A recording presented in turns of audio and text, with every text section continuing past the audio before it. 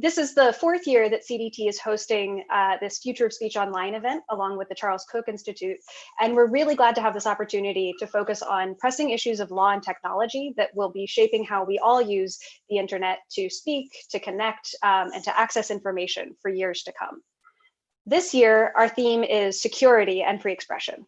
With people across the country and around the world relying on digital communications for everything from education, business, and healthcare, to political organizing and getting out the vote, to socializing and celebrating holidays, the security and integrity of our communications has never been more important. At the same time, policymakers around the world are putting forward proposals to address important issues like disinformation and child exploitation that could unfortunately undermine communication security and limit people's access to encrypted services.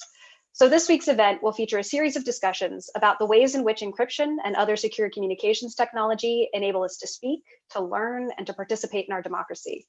We'll hear from technical experts who will unpack some of the myths and misunderstandings about encryption, and we'll dig into some of these difficult policy issues to understand what the options are for achieving important policy aims while ensuring that our communications remain secure. Before we get started, a few housekeeping notes. Just as a heads up, we are recording and live streaming today's session on CDT's YouTube page. So if you have to pop out to another meeting, that's okay. You can catch up on what you missed online. Non-speakers in our participants list, please keep your video off and your audio muted so that everyone can see and hear our speakers clearly.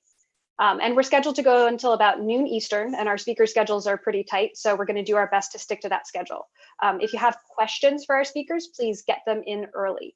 You can submit questions via email at questions@cdt.org, via Twitter at #FOSO2020, or by adding the @SendemTech account. And Elizabeth Seeger, our communications manager, will also be monitoring these channels and will pass questions along to our team. And now I'm going to hand it over to our co-host and sponsor for the event, the Charles Koch Institute, for a welcome from Jesse Blumenthal.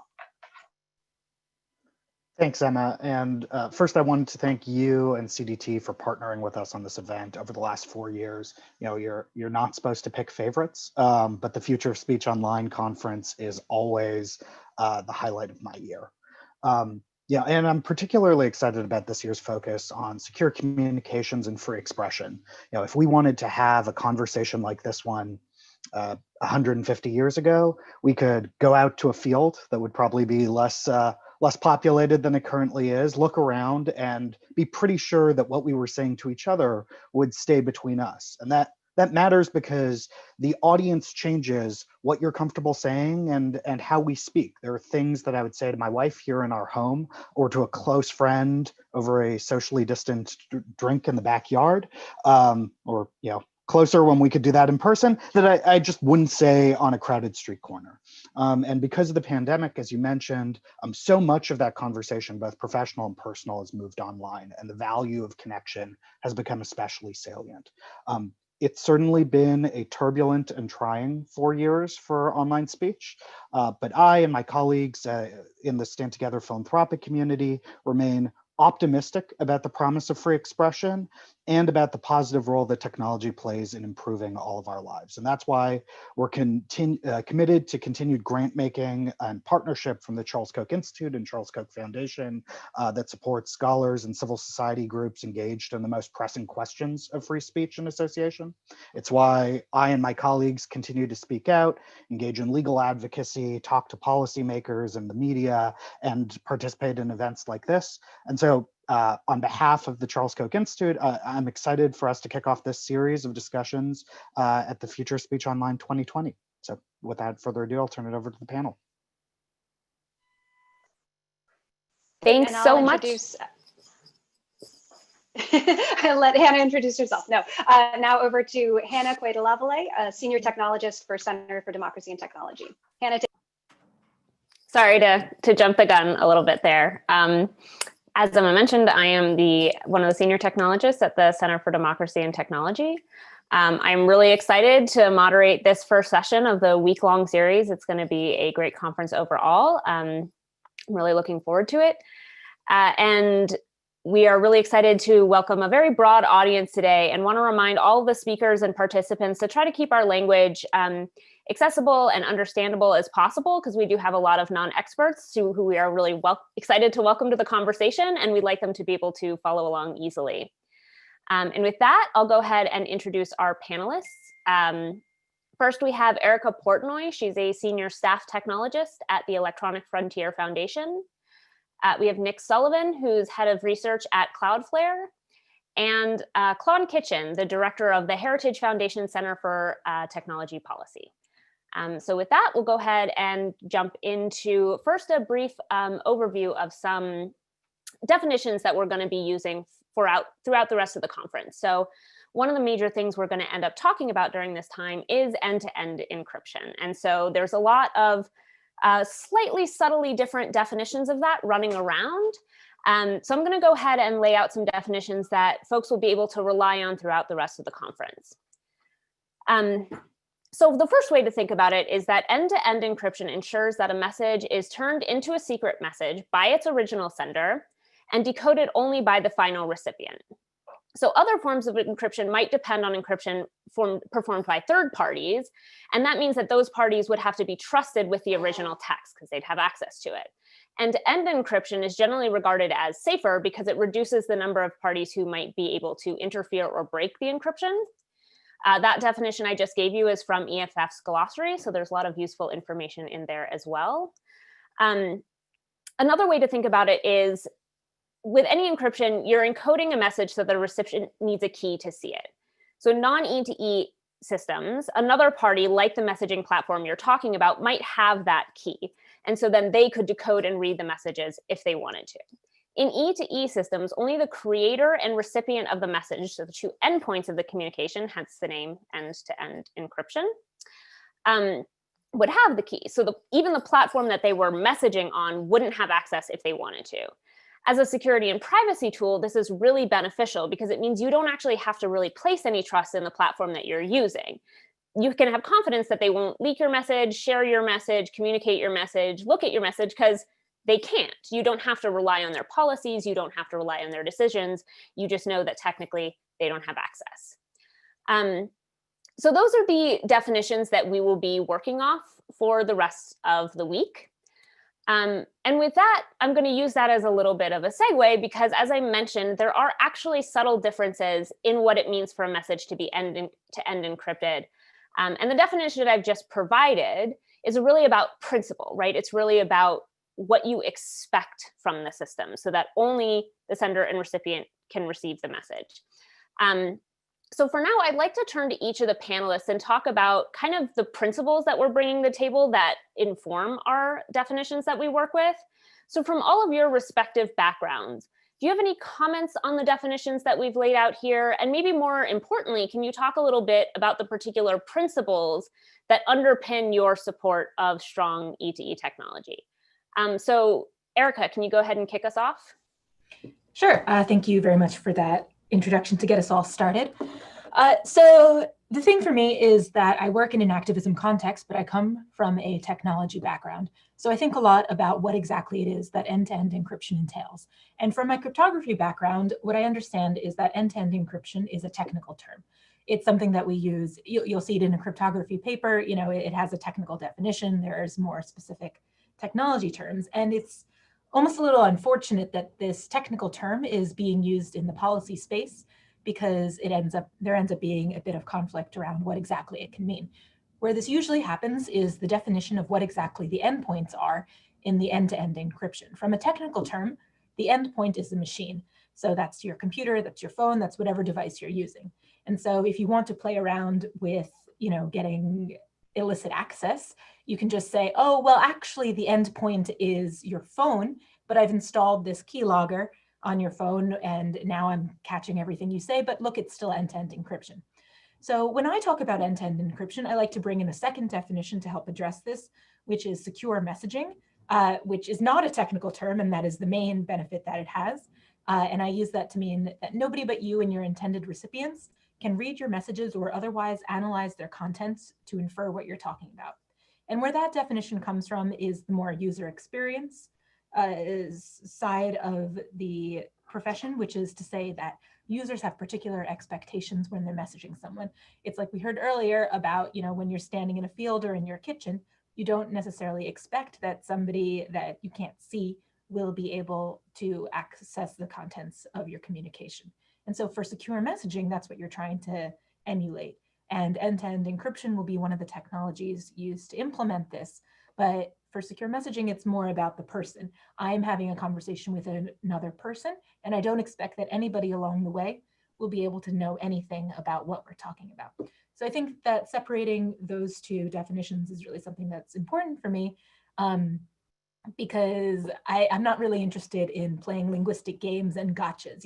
When I want end-to-end encryption, when I want secure messaging, whichever term I'm using, I want to have assurances about the conversation. I don't want someone to be able to say, oh, well, look, you forgot to consider that, the endpoint might be a man in the middle, but look, it's still encrypted, So making sure that the people are protected and having the users who might not understand the technology and shouldn't need to in the first place still be able to have those protections is, at the end of the day, what's most important from my perspective. Great, thanks. That's a really helpful way of thinking about it.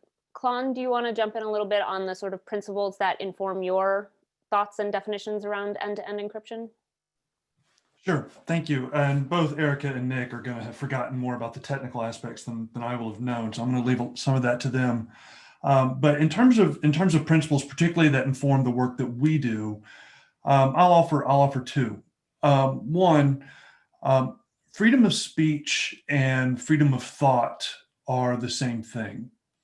And I am convinced that you cannot constrain one without constraining the other.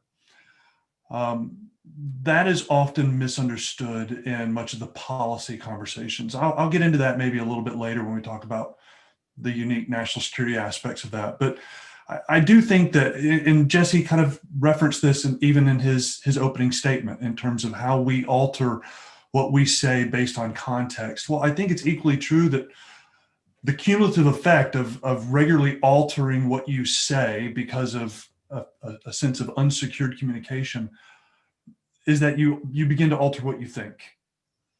And that's problematic for a free and open society and for individuals. And so I think this conversation has pretty significant implications that exceed the technical aspects, but are certainly driven by them.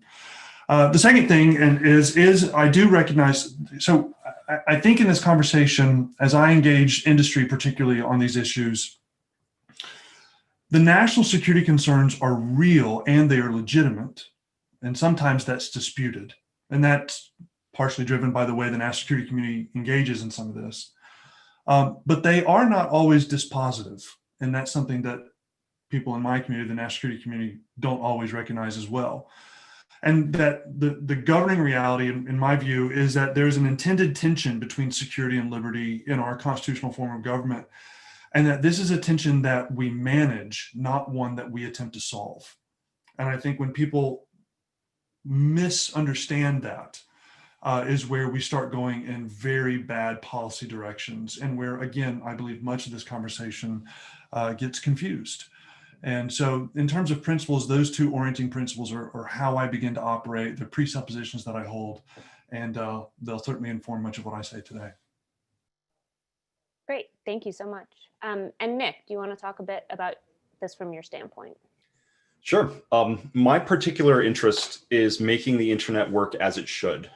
So making this whole network of interconnected computers that we rely on for communicating worldwide within our country, within our friend groups, to make it live up to the expectations that users have of them. So it needs to be featureful and it needs to be designed to respect users from the get-go and from the design. And that's what a lot of my work focuses on at Cloudflare. I help bring the latest security and privacy research to the web. My work at the IETF on standards. I'm the co-chair of the Crypto Forum Research Group and the Messaging Security Group. And both of these bodies are very slow and deliberative and try to make sure that the fundamental aspects that make the internet what it is and provide the security and privacy and the expectations of the users are strong from the bottom up. And in order to have security and privacy, a key factor is, as was stated earlier, trust. And cryptography enables participants to trust each other, and encryption is something that what it really does is it provides a technical limitation for the number of parties that can see data, read data, modify data. And so more encryption, and specifically forms of encryption of that can be understood by users in an end-to-end context, helps bring the technical reality closer to what users' expectations are. And those are the main principles that drive my work. Thank you for that. I love the emphasis that we saw a little bit on sort of what users would expect and how people expect these systems to work, kind of regardless of how the technical underpinnings end up playing out. I want to dig into something that Erica mentioned, that there's this tendency that we see to try to shoehorn things into some definition of end-to-end encryption in a way that maybe the user wouldn't expect. One of the examples that we see a lot about this is something called client-side scanning. And so I'll just offer a brief definition so I can sort of dig into Erica's thoughts on it a little bit. So in client-side scanning, what is done is a user wants to send a message, and somewhere there exists a database of some sort of prohibited or unwanted content, right? And to make checking that content easier, all of that content has been converted into a hash, which means that you do a mathematical operation and you end up with a fairly short string of letters and numbers, which makes comparing two things very easy. And so in client-side scanning, what happens is the system theoretically on the user's device, say a phone, if you're sending a message of some kind, converts the message that the user wants to send into a hash, compares that new hash against this database of hashes of unwanted content that we have over here. And if it matches, we assume that that means that the user was trying to send some form of unwanted content. And so the system prevents the message from reaching the recipient, probably just by never sending it in the first place, and could potentially take other actions like blocking the user who tried to send it, or reporting the incident to some sort of authority, whether that be moderators or even law enforcement in some cases. Now, some folks, people could argue that that client-side scanning is leveraging the first endpoint of the end-to-end encryption, right? Theoretically, if you were to do this all on device, then it's not actually breaking the channel of communication between me, the sender, and my recipient, because it never goes anywhere. But to some degree, that sort of breaks our expectation of it. So Erica, could you talk a little bit about sort of how these intervening technologies can undermine user expectations and undermine some of the guarantees that we expect from end-to-end systems? Yeah, absolutely. That is one of the major problems with client-side scanning, because it's fundamentally, at the end of the day, if you're putting the ability in there to access the contents of the communication, that means that somebody other than the people involved in the communication will have some knowledge of what's going on in the conversation, which is what a user would expect to be able to do from secure messaging in the first place. But it gets a bit worse than that with client-side scanning in particular, or in any of the particular implementations that you can imagine to scan the contents in a way that goes either before or after the end-to-end encryption is implied. So the first place is, you mentioned that they'll probably just block it from being sent, but I'm definitely not a lawyer, but the lawyers informed me that that's not necessarily what will happen. There might be some reporting that goes on because CSAM is unlike other the child sexual and abuse materials are unlike other types of speech in that they are illicit to have in the first place. Like if you have these materials, you cannot have that. That's great. I'm not going to try to go any more into the legal terms there because that is very much not my area of expertise. But assuming, there might be some sort of reporting requirement so it can get automatically sent. And once you have that automatic sending or any type of notification to the server that a match has been made, you can already start to break down the assumptions that you're making from the technical sense, because that's a bit of information that's getting through. For example, in a slightly related but not exactly the same case, if you imagine that you have a database that they're able to add anything to and you're looking at the text, what if I just put the entire dictionary in there? Now, I'm only pinging on certain words, but if certain words are every single word, then it will send a notification that you got a particular word to the server, in which case you'll be able to basically decrypt the entire message. That's obviously a pretty extreme case, but I'm hoping to illustrate how giving that extra bit of information starts to leak information about the message that's being sent. So that's, these are more theoretical problems from a more definitional perspective, but there's the practical problems with client-side scanning as well, which for the most part are about the database itself and who controls what's inside the database. First of all, the place that we get these images, the database of images from in the first place, is currently controlled by some government nonprofit partnerships. And it's certainly not something that's auditable by the public for perhaps obvious reasons. You don't want to be making this database available. So by the very nature of it, it'll be something that's hard to audit. So if someone were to put some additional images in there, you can start to have slippage in a way that's not controlled or easily auditable. So, you can say that something like that won't happen, but it's so easy to imagine how the conversation would go. It starts with, well, the terrorists are giving around this video, or there's some fake news going around, and then it's very easy from there to go into political usages. And these are not at all hypothetical scenarios here, if you look especially internationally, because these companies aren't just operating in the United States, they're operating internationally as well. So if you have pressure from a government to, the classic example is the Winnie the Pooh, which in China was blocked. You couldn't send a picture of Winnie the Pooh because it looked like a politician. So, that's within a client-side scanning system, you're able to stop images like that from being sent as well. It's impossible to limit it to just a single type of materials. And then from the technical aspect as well, if you put the entire database on the device, which is one of the implementations that's been suggested, you have the problem that now you've released this database to everybody's individual device. And depending on how you do that and what the protections are, if somebody has a device in their hands, at the end of the day, they can get the contents inside of it, whether that involves a scanning electron microscope, and whether or not everybody can do that is a different question. But do you want to be distributing that database of what is essentially, images to everybody? Probably not. So then you start to get into the idea that it will require some sort of server-client interaction, which means that even if the ping about the fact that you got a match isn't being sent off to the server, the query to the database will give some information to the server.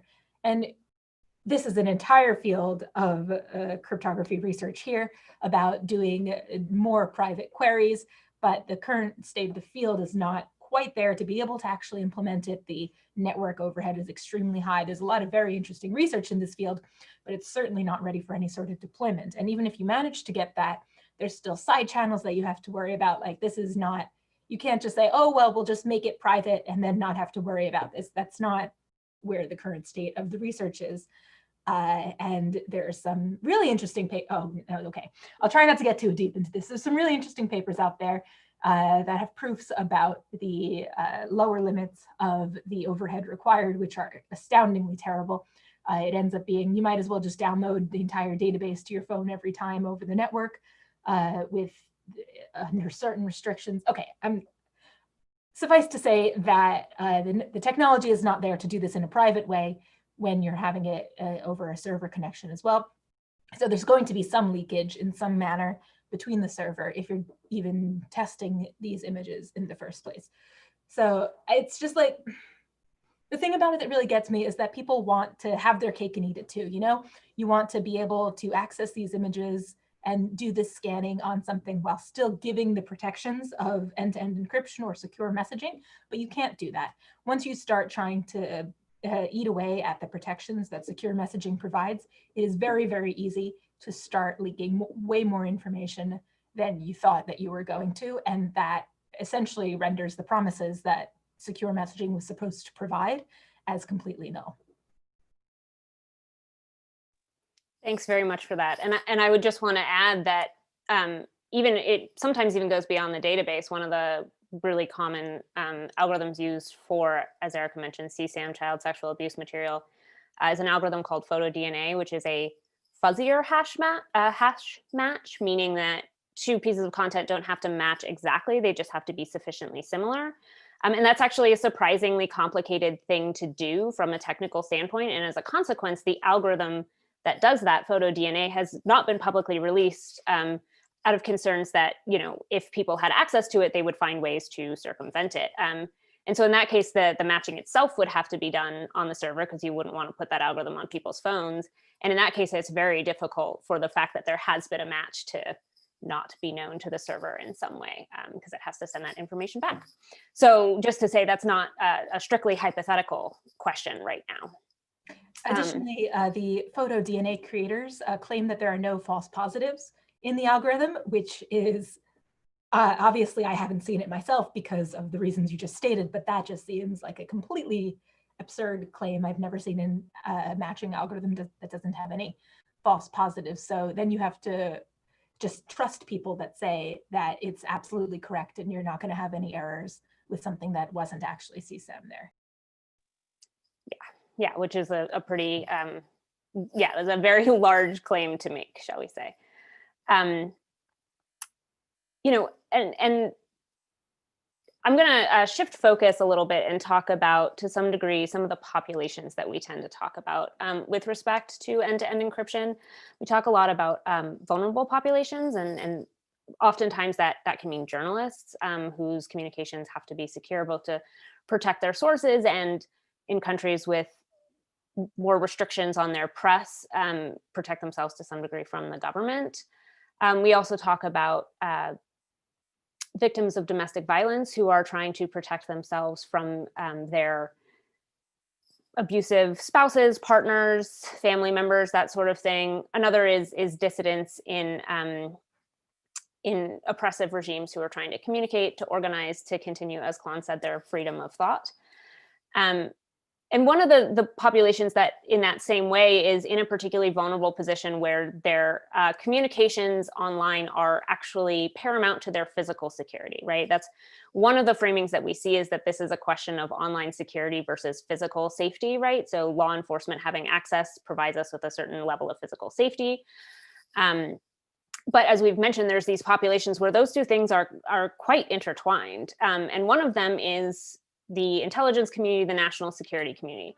So Klon, could you talk a little bit about why end-to-end encryption is valuable in those spaces, the ways it's used, and maybe even some of the consequences that could come from undermining or lessening the security of end-to-end encrypted systems? So generally, I fall into the my old boss, General Mike Hayden. I like the way he frames this in terms of this is not a choice, and we cannot allow ourselves, when we talk about encryption, to think of this as a choice between security and speech. What we're talking about is various aspects of security, and we need both.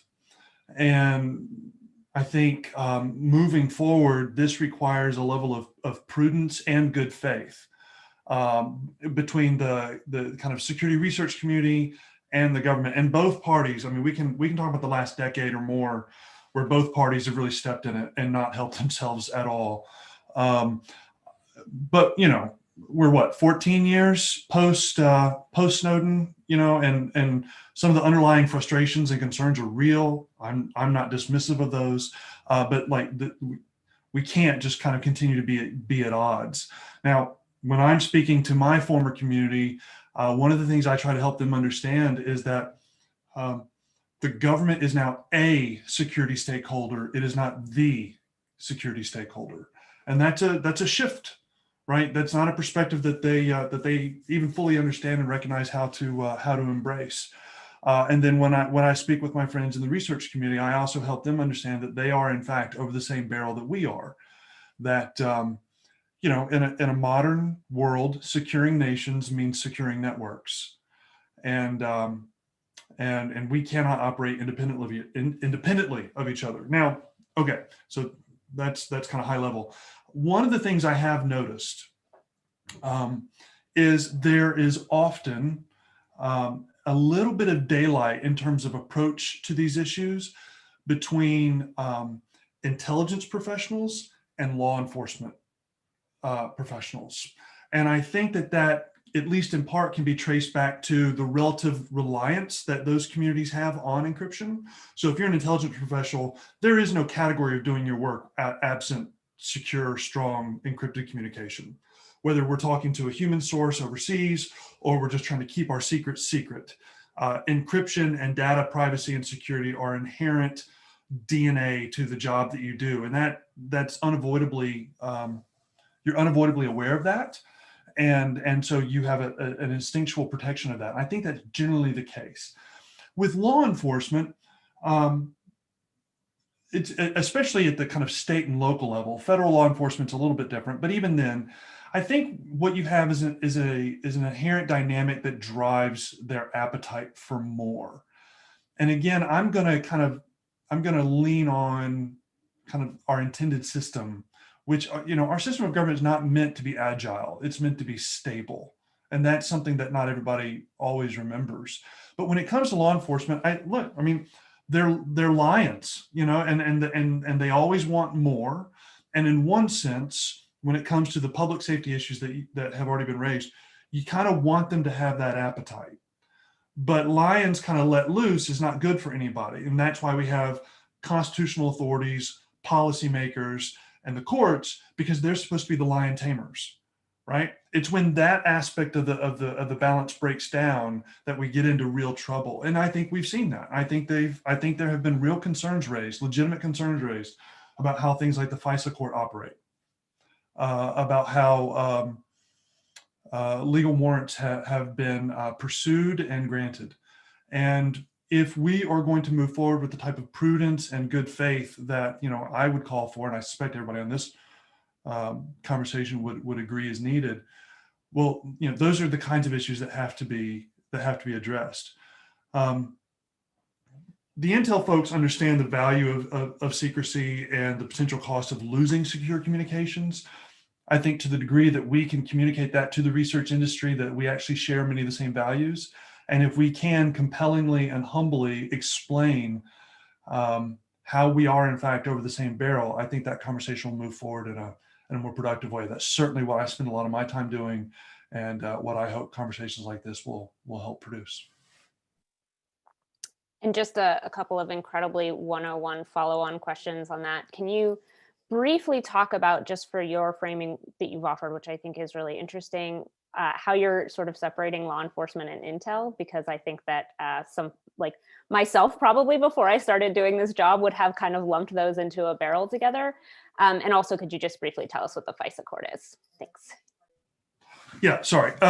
Okay, so law enforcement and intelligence. Now, various aspects of law enforcement will say they have intelligence capabilities. And in one sense, if you want to talk about intelligence, it's just the ability to gather information and leverage it. Okay. That's not the terminology or the use of that word that I'm using. I'm actually referring to separate entities of our government that actually operate under different title authorities that have different legal responsibilities and capabilities. So generally speaking, members of the U.S. intelligence community cannot and do not operate domestically against American citizens. Now there's some kind of blending of the lines when those American citizens are engaged with foreign actors. We can talk about that, but just to kind of keep this conversation simple. Also, the intent behind that activity is not to be able to demonstrate facts in a court of law where that information will then be presented, shared broadly, and then leveraged, and that kind of thing.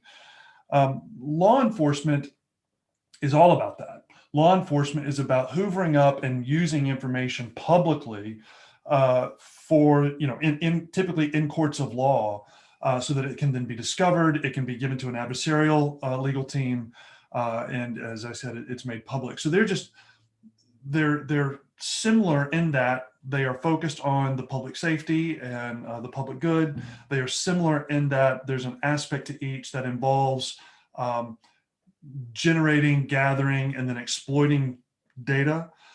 but the specific methods that are employed and the intended kind of outcomes of those things are radically different.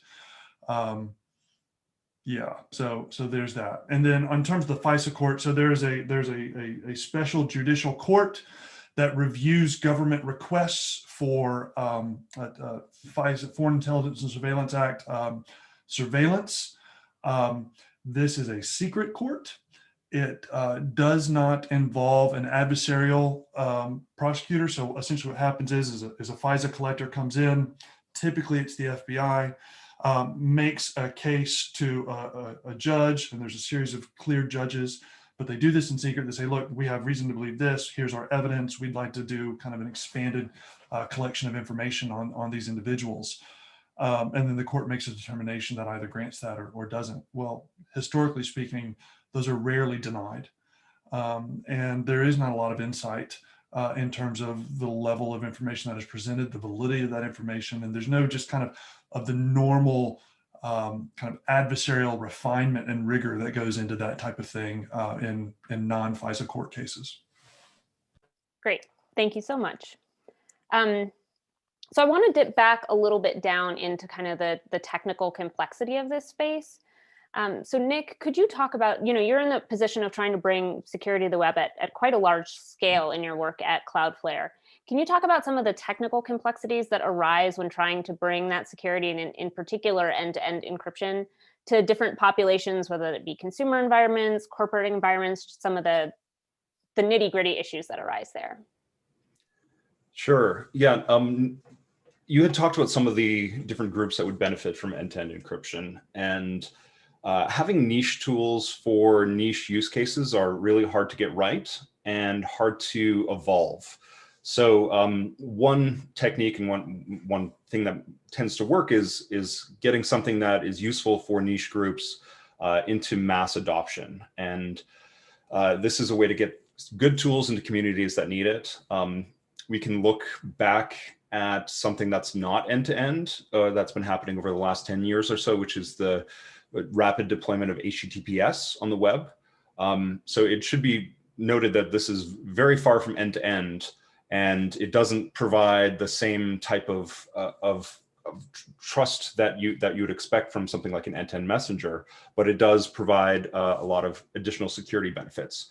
Some of the challenges here are that users are given somewhat mixed signals via the user experience. So if you think about browsers and having like a little lock icon in it, the metaphor that comes to people's mind when the lock icon shows up in your address bar is not something that matches with the technical reality, and that's troublesome, and that's something that holds the value back of these sort of things. So actually browsers are moving away from having these positive security iconography, really like the lock icon, and moving towards having this be a technology that's enabled by default, and that if you end up going to a site that doesn't have it, it would say not secure. And so explaining this to users is one of the most difficult challenges, although the technical ones are myriad. So from a consumer context, thinking of end-to-end, you have multiple different applications, and they do not share a common user interface that indicates anything about how security is implemented. So you have Telegram, WhatsApp, iMessage. These are all supposedly end-to-end encrypted, but they're using different protocols under the hood, and it's really kind of hard to audit them. And so growing a platform also to mass adoption is somewhat orthogonal to the security features. It's not always the driving force for adopting something that, it has better privacy or security features. It is in some smaller communities, but talking about the billion-person scale, it's oftentimes features, and it's oftentimes communities that adopt it that help drive things. And so one of the challenges with end-to-end is that without the server-side access and ability to modify messages, you lose out on some of these features that could be actual differentiators, which is, if you look at the latest version of iOS, this is not messaging, but video chat. You have a feature that modifies your eyes to make it look like you're looking at the camera. And that's something that would be slightly difficult to do on the end, on the sort of the same side that you'd be doing client-side filtering. And so there's challenges on the user experience side, there's challenges on the adoption side. And in corporate environments, it's even more challenging because there are compliance regimes that you have to adhere to for anybody who works at your business. There are legal orders that may not be, there's sort of retention requirements for data.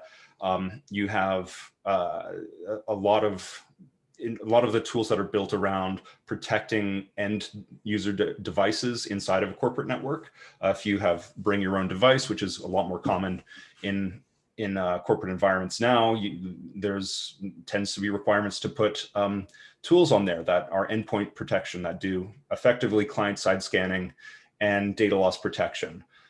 One of the things that we've sort of learned from that is that this is a very difficult problem, and it's one that does at sometimes expose users to additional risk. Being able to do everything that you would want to do to comply with a lot of these internal compliance systems for your business to be able to meet certain certifications mean that you're installing this potentially dangerous bloatware on all of all of the software of all of your users. I think there's a balance here between phishing and client-side scanning, but end-to-end encryption is one of those things that's really challenging in a corporate environment for various other reasons. And just I'm following on that. We have a question from Mallory Nodal in the chat, and we will be moving to audience questions after this. So go ahead and get those in if you have things you'd like to ask our panelists. But can you talk a little bit about the burden that is placed on companies who are trying to implementing end-to-end encrypted systems by the demands for extraneous features, whether that's backdoors or technical assistance, or even just moderation capabilities that they'd like to have? Yeah, I think when it comes to building a messaging system, you want to build it, well, you have a hub and spoke model makes the most sense for scaling. One of the challenges that the messaging layer security group is working on is how do you actually scale the ability to have groups that are beyond the size of 2 people. And this is actually something where the cryptography is not really well known. It's relatively recent, within the last 3 years that papers came out on how do you have a 20-person group chat, and how are you able to add people and remove people with understanding forward secrecy and all these sort of things. And this technology is just not mature enough yet. And so when you're talking about corporate chat situations where you have lots of different people, even getting the cryptography to scale, the amount of key exchanges you need to do is something that's it's really, really challenging. And when you're building something for a consumer audience, you do have the requirements for if there is some sort of reporting that needs to happen for content that's illicit or content that violates some terms and conditions, and making the cryptography so that it's able to fulfill some of these cryptographic properties like deniability. This is something that the earliest chat programs and Signal have built in, is that after the fact, once you've sent your message, you can't go back and prove which message you said. This is actually holds back different types of requirements for, hey, what if someone sent something that was private to the company? Or what if someone said something that was CSAM but not on a known list? How do you report something that's violating some terms that's not known ahead of time? You need to kind of go back and prove that this thing exists. So I think there's challenges from the areas of scaling the cryptography. I think it's not necessarily as mature as it could be for the group context. And from the user experience point of view, there's all these different apps. And then the third part is, if you're talking about groups, there is still what's called the analog hole. If you have a group of 1,000 people and one person takes screenshots, then the privacy of everything in that conversation is potentially gone. So how do users actually reason about security when talking about groups of a certain size going up? So I think there's challenges left, right, and center from the technical side. Thank you. Oh, sorry. Thank you for that. All right, so we've got another question from Maria Kuman in the audience, and this is for all the panelists. So what, in your opinion, is the ideal direction for the possible EU legislation on encryption? And Erica, can you kick us off on that? Sure. I mean, this is my default when I am a fan of the status quo is to say that there is not necessarily a need for legislation on encryption in the first place. Like, the current status quo allows encryption to exist. It doesn't require any sort of backdoors. Why change something that's already working? So that's definitely my initial answer. Like, so questioning whether or not we need legislation in the first place. I'm a little less familiar with the status quo in the EU than I am here in the US, but as I understand it, it is currently possible to do. I specifically, when I think about the EU and encryption, the biggest thing that comes to mind for me is the prevalence in Germany of doctors communicating over PGP, which I'm so sorry personally to everyone who has to use that. But I heard about this years ago, and the fact that this is something that doctors were using, health information was communicated over encryption was amazing to me. And just now in the last year, I've personally started talking to my doctors over encrypted services, first over Signal and later, and now there's some specific apps that have been created for this. But that's a great expansion. That's something that I think it should be, if we're going to do anything like that, let's protect the status quo and allow people who already have understood the places in their lives where they need secure communication and entrench that. The other thing about the EU is that the privacy conversation is different, as opposed to in the US, where we do not have a affirmative privacy doctrine. In the EU, that does exist. Again, this is not my area of personal expertise. This is all secondhand from what I've heard the actual experts talking about. But if anything, that's a good place to start, because understanding that this need for privacy is there. But again, like, don't fix what isn't broken, right? We currently don't place requirements on technology companies to have anything with or without encryption, and allow people and let the market and what users want and what users need in their lives to dictate what it is that gets put into the technology in the first place. So if back to the Germany example, if people have decided that they really want to be using PGP, great. I wouldn't want a particular technology like that to get entrenched in the law, right? Like, let's say we made this law 10 years ago, 20 years ago now, maybe 20 years ago now. Wow. And we said, we must use PGP. Oh my God, no, I don't want that personally. Like, that's not where the current state of technology is. We don't want to entrench a particular technology. We want to talk about more user expectations and the rights that they can expect for people to not look at the contents of the communications. So I'm definitely always hesitant about entrenching any particular technology into law. And I think if the status quo is something that allows the benefits that we expect and are able to have, that's not necessarily a bad thing. Thank you. And Klon, do you want to weigh in on that? Briefly, I'll simply say that thus far the EU has demonstrated rank incompetence on these issues, and I wouldn't expect a satisfactory outcome if they were to take this on in earnest. If pending legislation were to get passed, I think one of the interesting contexts that maybe not everyone's aware of is just from a consumer standpoint or an individual citizen standpoint.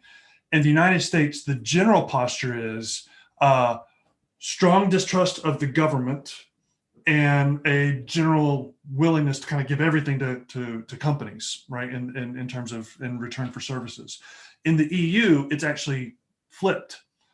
So there is high consumer distrust of companies and a general acceptance and kind of openness to government involvement in collection. And so when we look at European legislative models, as potentially, number one, what they do there, but then two, as potential, parallels to actions that we may pursue in the United States. That distinction in terms of the general posture of populations is pretty significant, and often why those types of approaches don't apply very well in the US context. Thanks. And Nick, do you have any quick thoughts on that? We have one more question in the channel that I'd like to get to, but want to give you a chance to weigh in as well. Just very briefly, cryptographic legislation is something that can go really wrong. As Erica noted, technology moves really quickly, so it's hard to get right. Yeah, thank you. And the next question we have from the chat is from Berna Alp.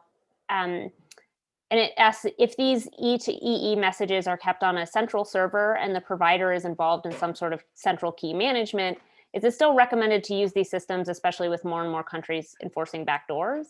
And I guess the add-on caveat I'd add to that is, given that there are sort of varying definitions of E to E floating around, would the panelists consider such a system even to be an end-to-end encrypted system?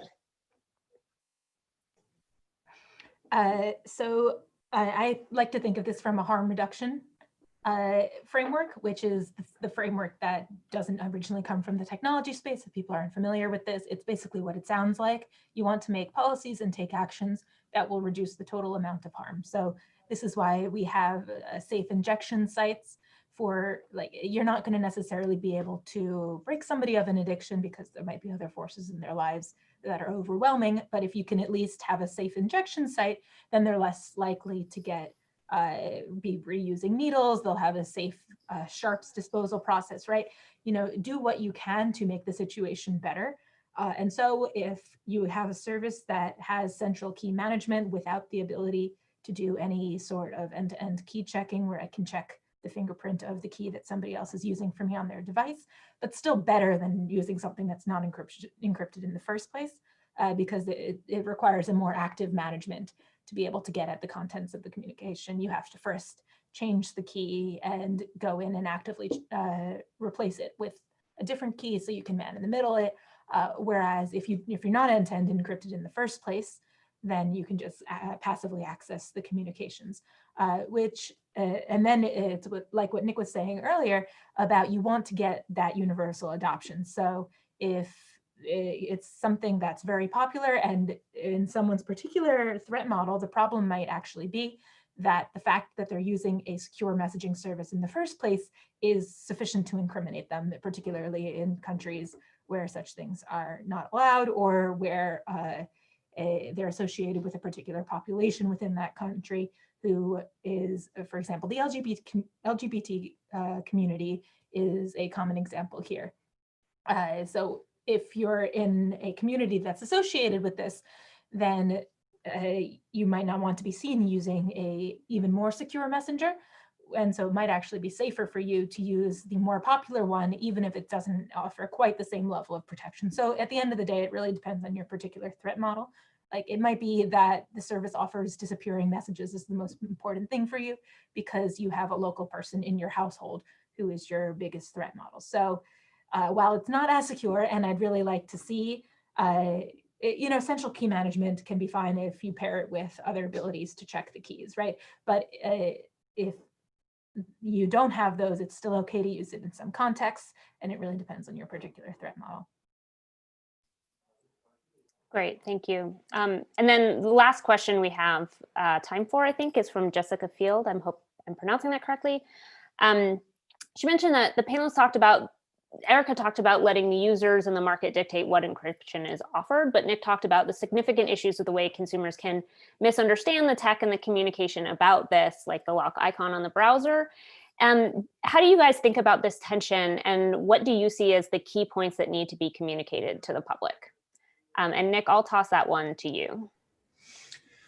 So this is a tricky one, but it's also one of the reasons that I work on internet standards, because you can build similar looking technologies with different underlying bits and bytes under the hood.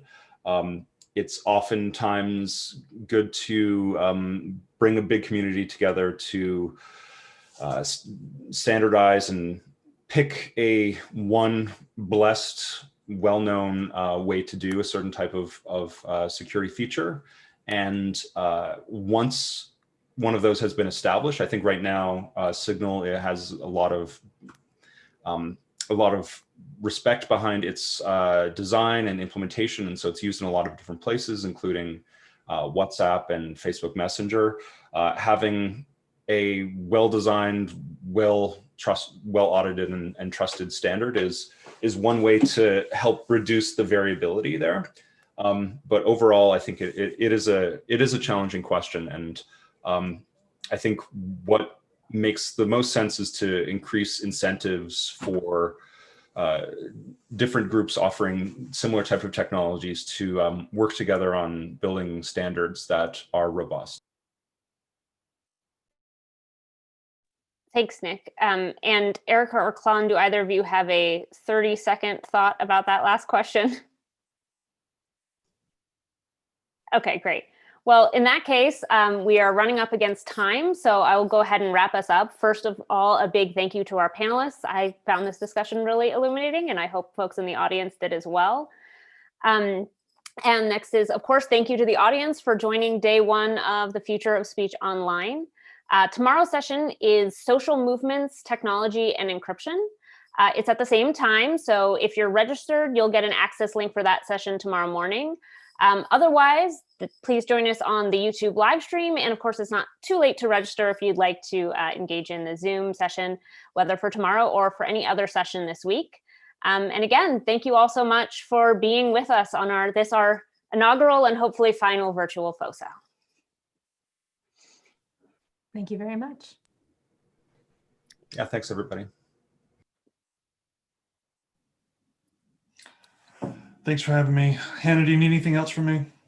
Nope, I think